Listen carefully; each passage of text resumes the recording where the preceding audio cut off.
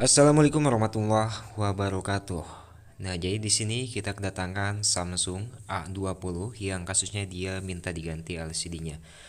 Jadi di sini gua bakal melakukan pergantian LCD. Ini sangat mudah sekali dan bisa juga untuk dilakukan di rumah ya. Apabila kalian punya skill ataupun memiliki keahlian dan memiliki mental yang cukup kuat. Jadi sebelumnya di sini sudah gua buka untuk backup dari tutup belakang dan juga untuk tutup mesinnya sudah gua buka juga untuk bautnya biar mempercepat waktu. Dan untuk pergantian LCD perlu teman-teman ketahui ya, teknisi pemula ataupun teman-teman di rumah yang ingin mengganti LCD secara dengan sendiri. Jadi kita perlu mencoba terlebih dahulu LCD yang baru kita beli ya. Caranya seperti ini, kita sambungkan aja dari fleksibel yang menyambung ke mesin ke atas dan ke LCD sambungan seperti itu. Untuk menyalakan di sini kita sorkan aja dua komponen ataupun dua pin ya. Kita sorkan seperti ini dengan menggunakan obeng ataupun pinset dan dia bakal otomatis langsung menyala. Samsung Galaxy A20 ganti LCD, jadi sebelumnya kita harus mencoba terlebih dahulu apakah LCD ini layak digunakan atau tidak. Terkadang LCD-nya menyala, akan tetapi sentuhannya itu tidak optimal. Jadi kita harus melakukan uji tes seperti ini ya.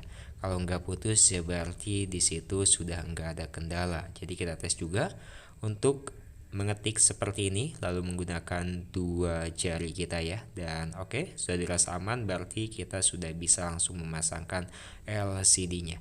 Dan untuk handphone ini LCD-nya itu belum dicopot sama sekali ya. Jadi HP ini katanya tertekan dan rusak LCD-nya. Nah, untuk pergantian LCD semuanya yang ada double tip di bagian bawah ataupun nggak ada, teman-teman itu harus tambahkan double tip ya. Kalau nggak ada dari pabrik ataupun dari bahan LCD-nya tersebut, karena biar bagian bawahnya itu presisi dan fleksibelnya itu nggak menyangkut ya. Jadi untuk si segelnya pun juga kita copot karena LCD ini sudah dirasa kita aman ya. Biasa sih kalau kita beli di online ataupun di toko manapun, kalau si segelnya itu saya copot otomatis garansinya itu hilang. Tapi kalau kita belinya banyak ataupun grosiran itu biasanya ada garansi tertentu dari stoknya tersebut walaupun segelnya itu sudah kita copot ya. Dan di sini untuk lem ataupun soket LCD itu ada di bagian paling bawah ya. Jadi di sini kita copot dulu untuk semua. Fleksibel konektor pun juga kita copot. Jadi untuk LCD di sini karena LCD ini sudah hancur ya, jadi teman-teman itu nggak harus menggunakan blower atau apapun. Teman-teman mau hancurkan LCD pun juga nggak apa-apa, yang penting jangan terkena sama premnya ya, seperti ini. Nah di sini gue menggunakan Mika, yang suka disebut itu Mika. Gue di sini ambilnya itu dari bekas anti gores tipe lama. Jadi anti gores tipe lama ataupun buatan lama itu suka keras bekas anti goresnya. Jadi sini gua pakai buat mencopot LCD ya. Nah sebelumnya ini kita bersihkan dulu ya untuk bekas-bekas lem-lem yang menempel pada bagian frame tata letak LCD tersebut. Dan ada double tip juga, bisa teman-teman bersihkan atau tidak. Kalau dirasa nggak mengganjal sih nggak usah ya. Lalu di sini sesudah kita kasih thinner tadi ya supaya mudah untuk membersihkannya, kita lap ya.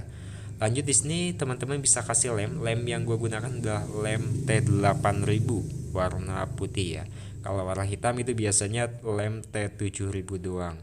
Ini gue menggunakan lem T8000, jangan ke tengahnya aja, di samping-sampingnya aja ya, di samping bagian peremnya itu.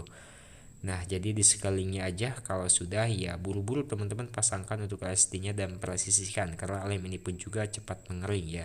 Kalau lemnya cepat mengering itu nanti bakal nggak bisa presisi karena ada yang mengganjal si lemnya tersebut. Nah untuk membersihkan sebuah LCD, teman-teman harus perhatikan pada bagian atas dan bawah. Kalau untuk samping nanti bakal mengikuti dengan sendirinya. Yang penting atas dan bawah itu semuanya presisi.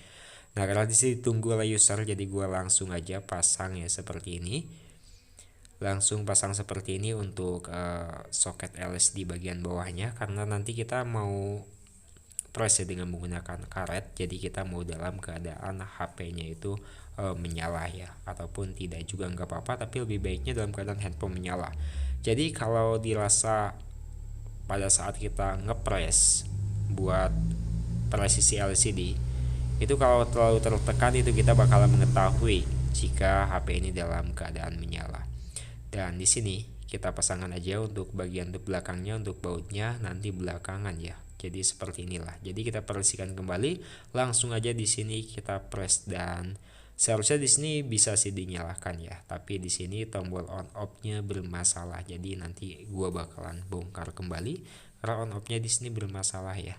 Jadi kita perhatikan aja terlebih dahulu, jangan langsung ya. Jadi kalau kita langsung perhatikan seperti ini, itu bakalan presisi untuk si LCD-nya. Tapi kalau kita nggak langsung di press seperti ini dengan menggunakan karet ataupun isolatif, itu nanti si pinggir-pinggirnya itu bakalan mengambang ya, dan nggak enak banget untuk dilihat. Dan kalau LCD kurang presisi, itu bakal berakibat ke si LCD-nya itu cepat rusak. Seperti halnya keramik aja, kalau kurang semen ya bakalan cepat rusak. Dan di sini gue tekan tombol on off itu nggak bisa, dan ternyata si on off-nya itu kata user rusak. Jadi dia itu menghidupkan HP ini dengan menekan layar 2 kali, dan matikannya juga dengan menekan layar 2 kali. Nah, ini diamkan selama 1 jaman ya, dan setelah 1 jam di sini gue sudah copot, ataupun 2 jam, 3 jam itu lebih baik untuk HP Samsung, apalagi untuk kualitas LCD-nya yang Intel. Kalau untuk yang original ataupun versi yang bagus itu nggak apa-apa, 1 jam 2 jam juga karena sudah presisi. Dan ini untuk pemasangan alhamdulillah ya presisi dan sudah oke banget. Jadi kita tinggal rapikan aja semuanya, dan untuk bautnya pun juga sudah gue pasang, dan untuk tombol powernya pun juga sudah gue benahin tadi ya. Jadi di sini kita lanjut lagi ke proses pengeleman kedua, yaitu lem back cover bagian tutup belakangnya. Sama aja ya, di pinggir-pinggirnya nggak usah ke tengah, jadi di pinggir aja ya untuk lemnya. Bukan menghemat lem, tapi memang begitu prosesnya, yaitu di pinggirnya aja.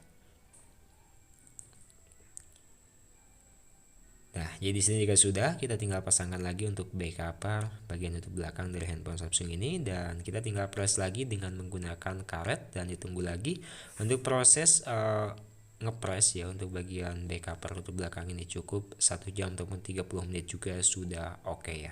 Karena back cover bagian belakang itu cukup presisi karena masih bawaan dan originalnya juga.